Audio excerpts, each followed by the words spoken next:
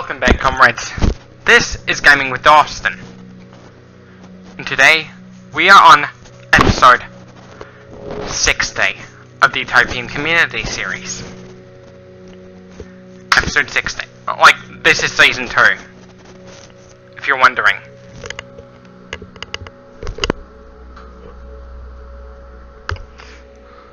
One social... Like, let's talk about some stuff.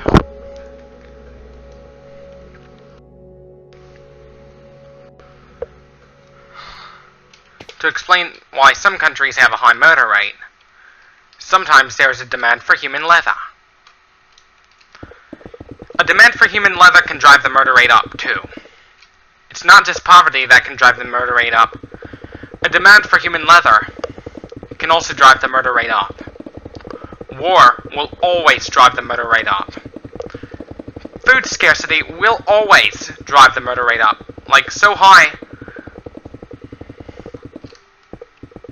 that it's nearly impossible to enforce laws that are supposed to protect people from murderers.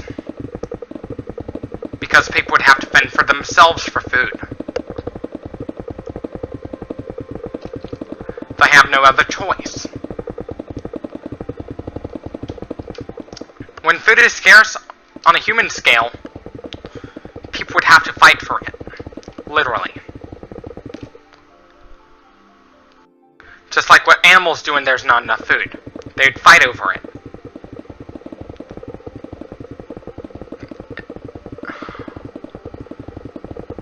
When it goes to greed, it's only good under certain circumstances, like if there's a food shortage, people would have no choice but to fight over it. Right now, there's more than enough food to feed all of us. That food supply is expected to diminish as a result of climate change. If we want to fight climate change, another factor that is driving food unfair distribution is our dependence on meat. It's part of the problem. Our dependence on meat. If we all went vegan, we'd have enough food for everybody. It would be easier to fight capitalism if we all went vegan.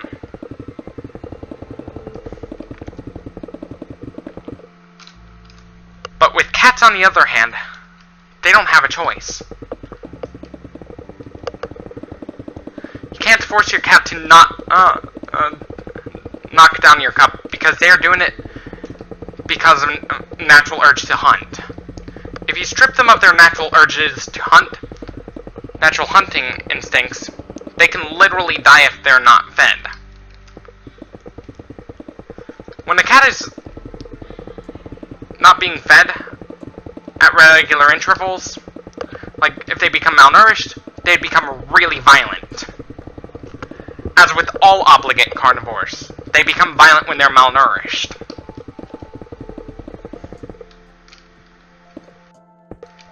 Us, omnivores and herbivores alike, we have it pretty easy. Unless we're in the desert, and there's a food shortage in the desert.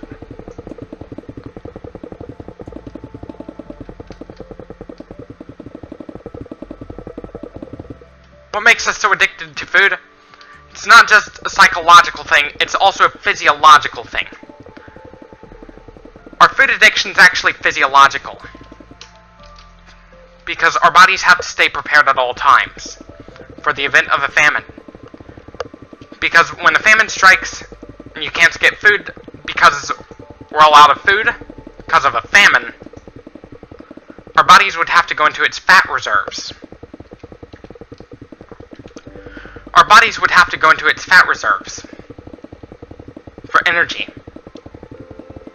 It'd be like that for about 3 weeks.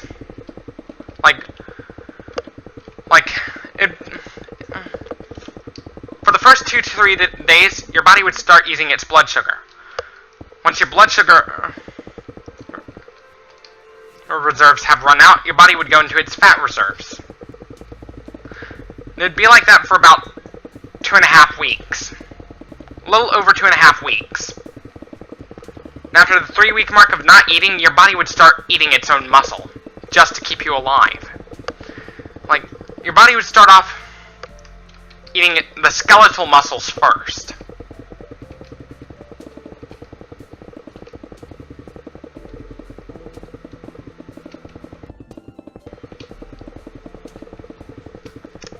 Our bodies would eat up its own skeletal muscles first. Once it runs out, like you could see your rib cage, your body would invade the non-vital organs next. The vital organs will always be last because your body's trying to stay alive as long as possible. If your brain goes first, you're fucked. Because your organs rely on your brain to function. Your heart cannot function on its own.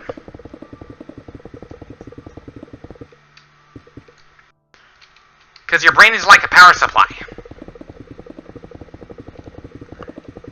And a CPU. That has to stay nourished at all times. Your brain has to have a source of nutrients to keep you alive. If you remove the brain from someone, that person you remove the brain from will die. They will die if you remove their brain. Like, the entirety of their brain. Because your brain is what controls all your physiological functions. You know, some of our greed is driven out of physiological need.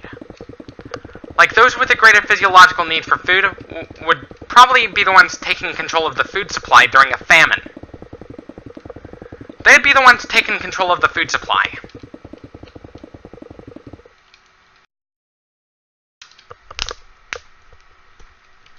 But the ones with lesser physiological need to eat kept the food to them, like, had a food reserve in the safe, and they weren't able to unlock it. For the first couple of days, like, they would waste away pretty quickly. Mice and other small mammals can only go a couple of days without eating. If your body cannot dissipate heat, you're gonna die.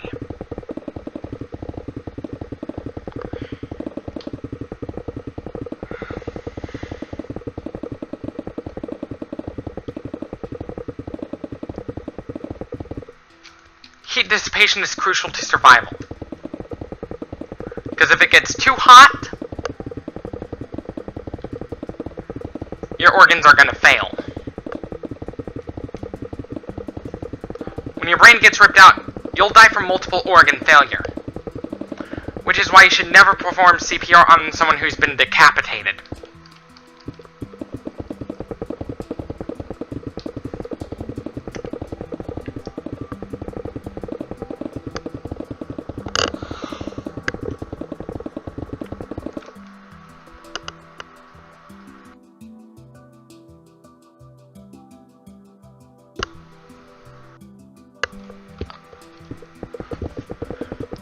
When there's a food safe, like, one thing I might think about doing is, I might think about investing in a safe, so I could have some food supply for the apocalypse. Whether it be World War III, a viral contagion,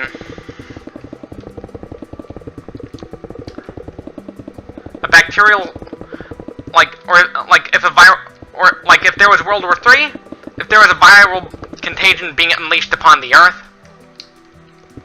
Yes, I mean, it's one of the lyrics of Kill or Become by Cannibal Corpse.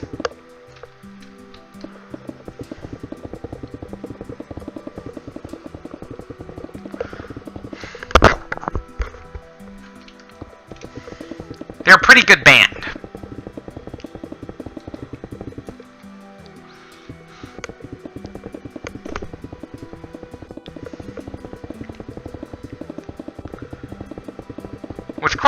With Chris Barnes, his vocals were pretty husky sounding.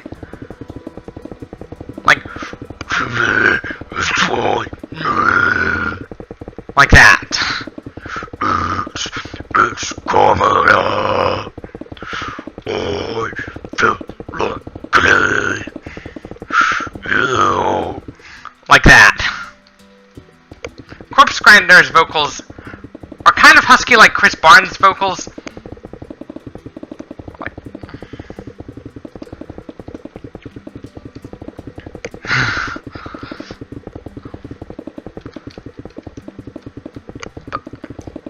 But he can sing at different tempos pretty easily. Just like Chris Barnes.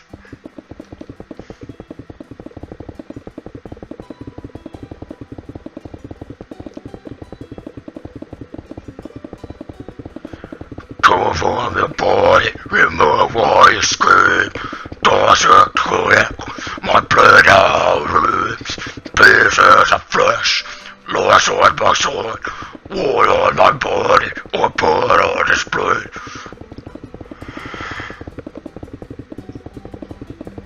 That is Decency Defied by Cannibal Corpse. It talks about how leather is made. That song is a reminder that you should go vegan.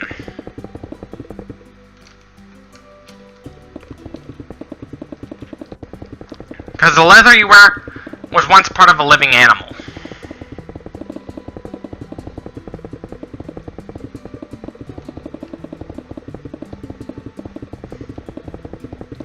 You know, instead of stealing food from other people, what if we all went vegan and only hunted in times of desperation? That'd be a good thing. Like, vegan most of the time, eating meat only in times of desperation. We're supposed to be...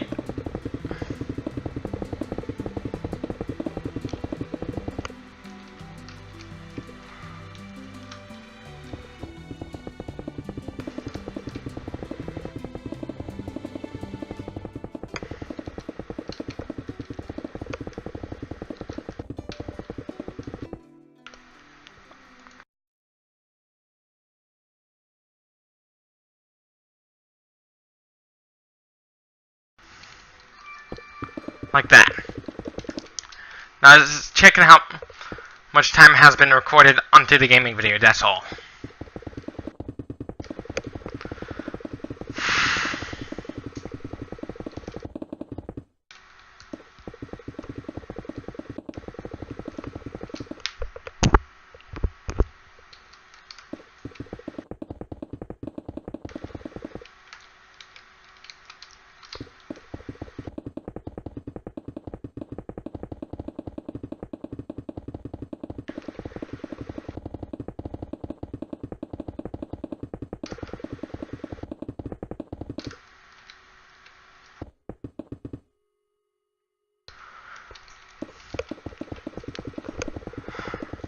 The rule of surviving a famine is prepare yourself before the famine. Like, the best way to survive a famine without having to fight over food is to be prepared. Because you don't know when the famine's gonna happen. Learn how to ration out your own food.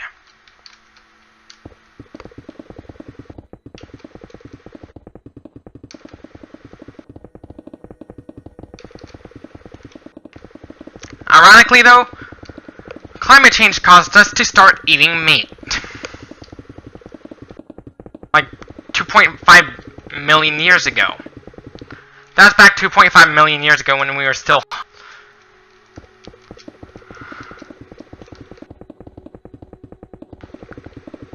chimp-like. Like as Homo habilis.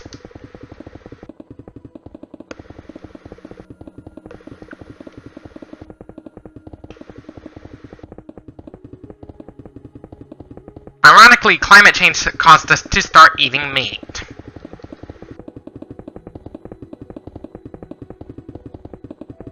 If that climate change never happened, we would have still been herbivorous.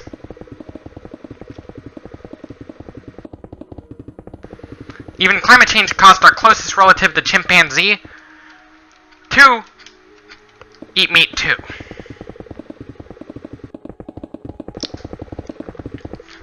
Us eating meat, we only started eating meat about 2.5 million years ago. as a genus.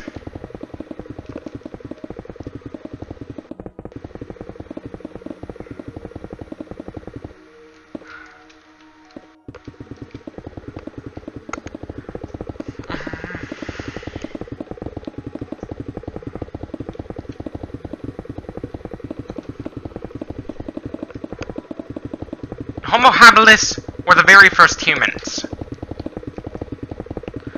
They started roaming the Earth about 3 million years ago. We look a lot different now, regardless of...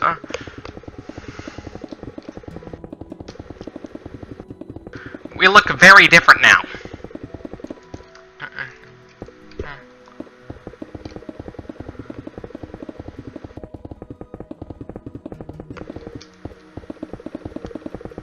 And after Homo habilis, there was Homo erectus.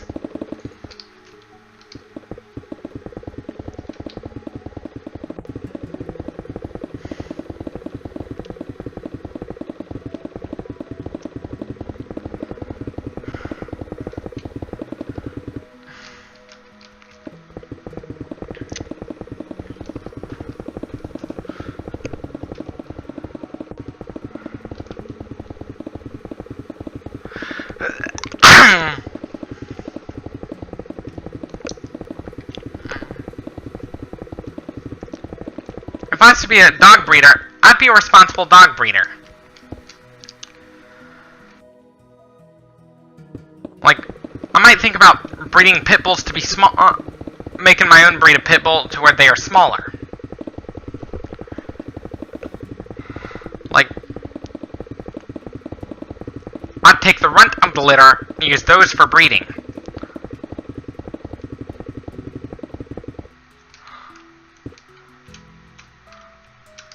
Incest is pretty common amongst animals.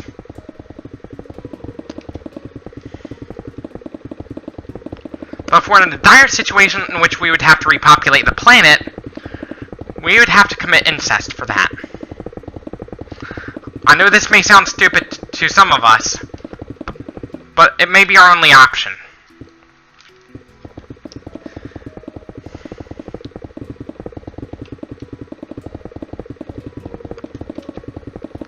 If we're trying to repopulate the planet.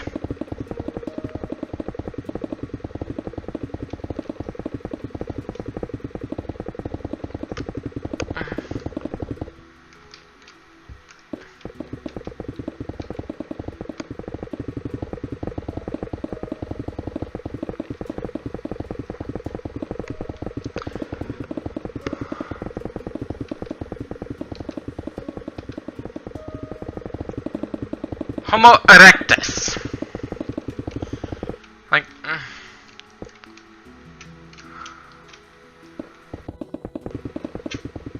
like animals, humans would fight over food if there's not enough food to meet their physiological needs. As with all animals. Plants, on the other hand, they'd have to compete for light, too.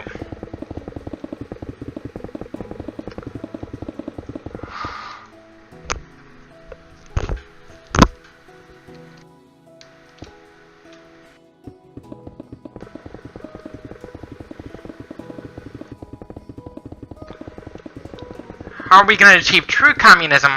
One thing we need to do is we gotta accept minorities into society. Except for the top 1 wealthy people. And that's about it. Like, not only that, we gotta change our diets, too. To a mostly vegan diet, in which we would only eat meat in times of desperation. Only in times of desperation. Like a famine. So we wouldn't have to fight over food. But when it goes hunting, try not to hunt down cats, because they play a major role in the ecosystem. We could hunt down squirrels, rabbits, chipmunks, stuff like that. Only in times of desperation. So we wouldn't have to kill each other for food.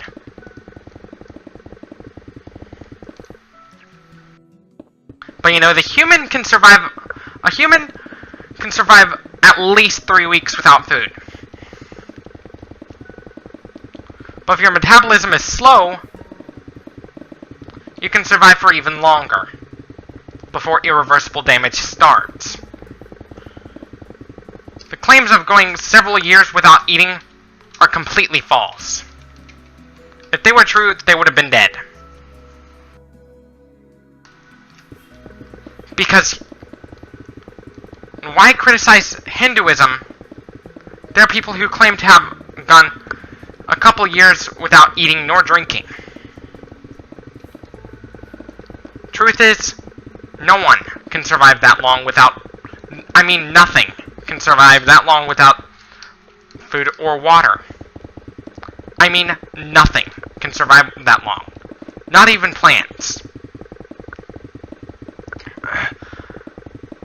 Like all animals, humans need nutrients to stay alive. Because if you deprive them of food for long enough, they're gonna die.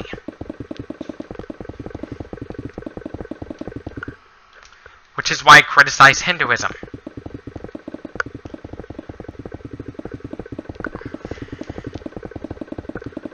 My critique I have against Judaism and Christianity is their Ten Commandments tend to be kind of biased. With the Abrahamic religions, they tend to have a stance against adultery.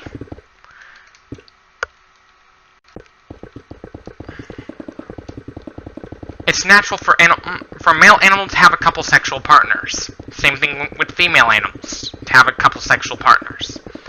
It's natural for that to happen.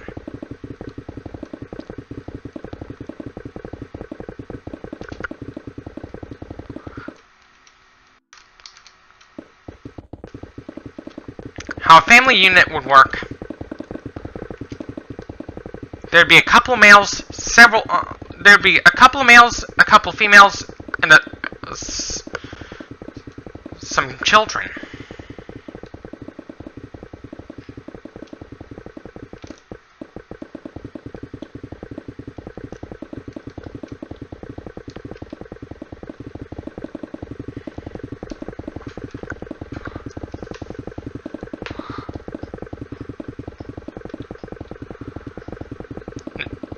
In times of, like, with animals, it's natural for them to commit incest.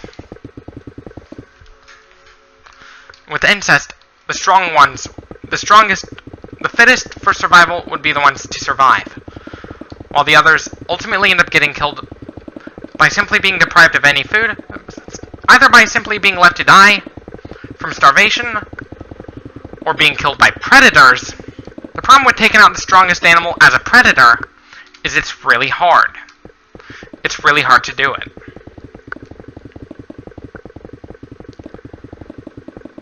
If I worked as a gene editor, I'd be genetically altering cats to make them pretty violent. Like, towards rodents.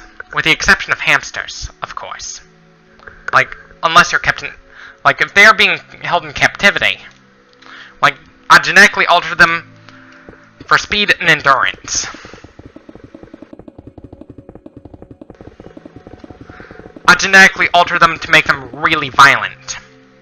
But for humans, I genetically alter them to make them not as violent as they are now.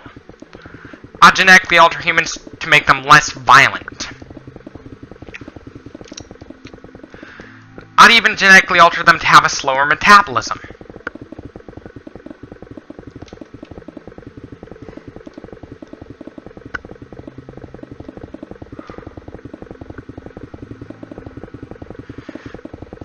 Because when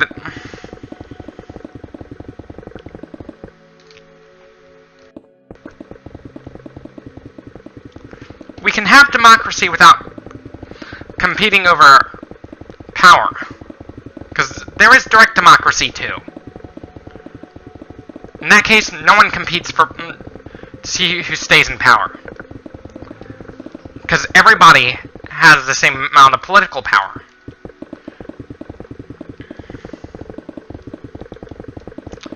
This is the type of democracy we need.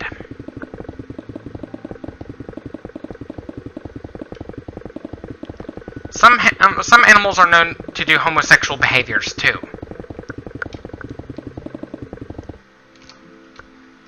The Abrahamic religions tend to have a strong stance against adultery. It's natural for animals to have multiple sexual partners. Look at mice. Look at lions.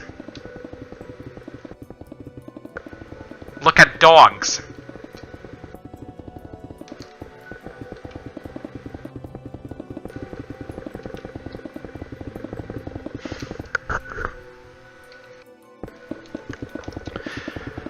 Those with a greater physiological need should be the ones that should get paid more than those with instead of those who work harder than another.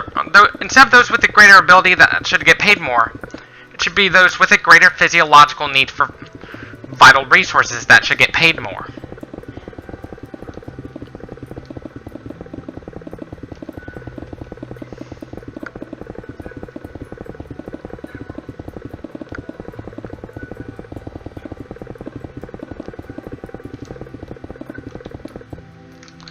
You know, those who become powerful end up getting rich, and vice versa. It creates a very vicious cycle. They'll loop back into its starting position at an exponential rate.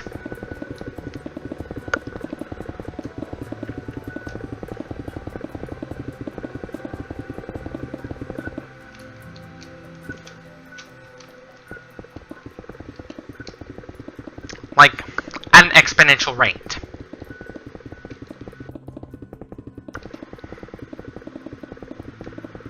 One case of malnutrition, like in a worker, can lead to ultimately lead to economic loss. If you want economic growth, you gotta ensure that every last worker gets paid enough for housing.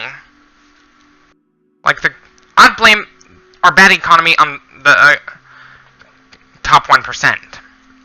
It's not the workers' fault that they are struggling. How am I going to help finance the revolution? I'd siphon money from the rich.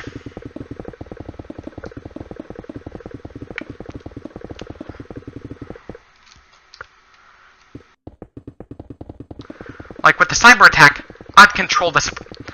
I'd make it to where we'd target the top 1%, yet try to control it to where it doesn't harm, to where the workers go unharmed.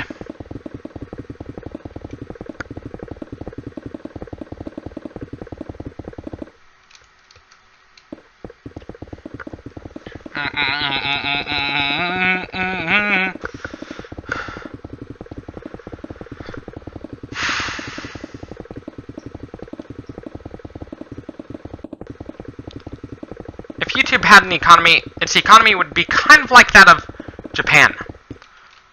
It would be sort of like a market economy. What we need is a primarily planned economy in which we would have to produce more resources to keep up with demand.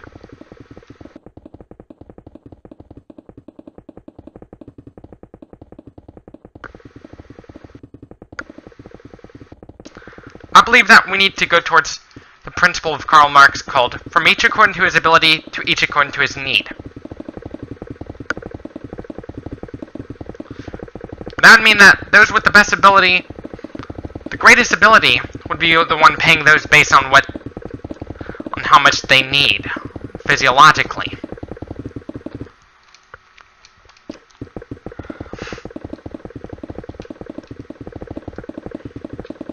Because we all have different physiological needs. Our physiological needs change as we get older. Because as we get older, our metabolisms slow down. But during the growth spurt, that's when you have a greater physiological need for food. Same thing with gaining muscle. You'd have to eat more so you could turn that sugar into fat, so you turn that fat into muscle.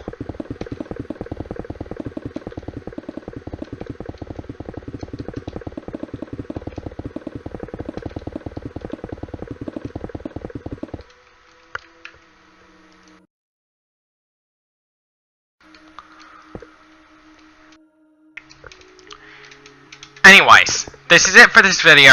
Don't forget to leave a like if you like this video. Dislike if you disliked it. Subscribe for more. Share this with your comrades on social media, like Instagram. Support me on Patreon to help my channel. As always, thank you for watching, stay tuned for more, and peace out.